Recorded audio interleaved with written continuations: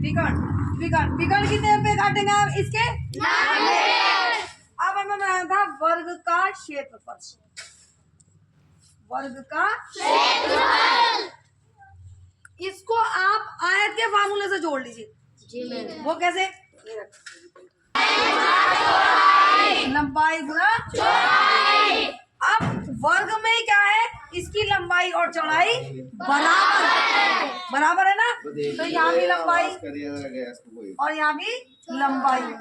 ठीक हो गया? तो ये हो गया लंबाई की घात हो गया। अगर आप इसे चौड़ाई मिले तो क्या लिखेंगे? चौड़ाई गुणा चौड़ाई। तो क्या हो गया? चौड़ाई की घात 2। ठीक हो गया? लेकिन लंबाई और चौड़ाई क्या है इसकी? भुजाएं। क्या है इसकी? भुजाएं। इसलिए वर्ग का क्षेत्रफल कितना हो गया आपका? भुजा की घात 2। भुजा गुणा भुजा तो कितना हो गया? भुजा की घात 2। क्योंकि लंबाई भी क्योंकि भुजा लंबाई भी एक भुजा है और चौड़ाई भी एक भुजा है। चाहे आप ये वाली ले लीजिए चाहे ये वाली ले लीजिए, जाएगा वर्ग का क्षेत्रफल कितना हो गया? भुजा की घात 2। याद रह जाएगा सबको? इसी तरह से आप आयत का क्षेत्रफल बोलिए, इसी तरह वर्ग का क्षेत्रफल बता दूंगी। क्या कहते हैं? आयत का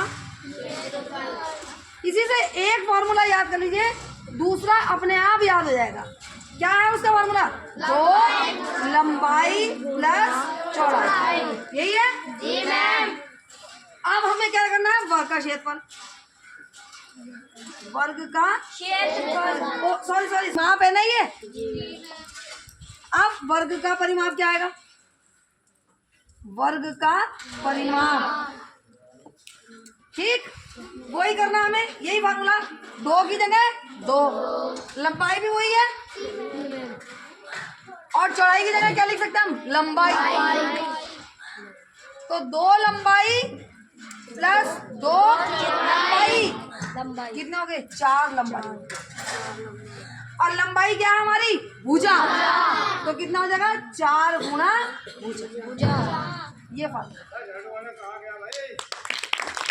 फॉर्मूला बनाने बता दिए। अगर आप आयत का याद रखेंगे तो आप वर्ग का बना लेंगे, अगर याद भी नहीं होगा तो बना लेंगे।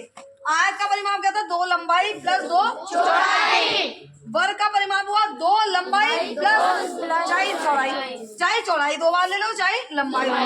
तो 2 लंबाई और 2 लंबाई कितने हो जाएंगे? 4। 4 लंबाई आ गई। और लंबाई क्या होती है हमारी? एक भुजा। ये वाली भुजा ही तो है। चाहे ये वाली ले लो, चाहे ये वाली ले लो, तो क्या हो जाएगी? 4 गुणा भुजा। याद हो गया? जी मैम। तो वर्ग का क्षेत्रफल कितना हो गया? भुजा की घात 2। और वर्ग का परिमाप कितना हो गया? 4 गुणा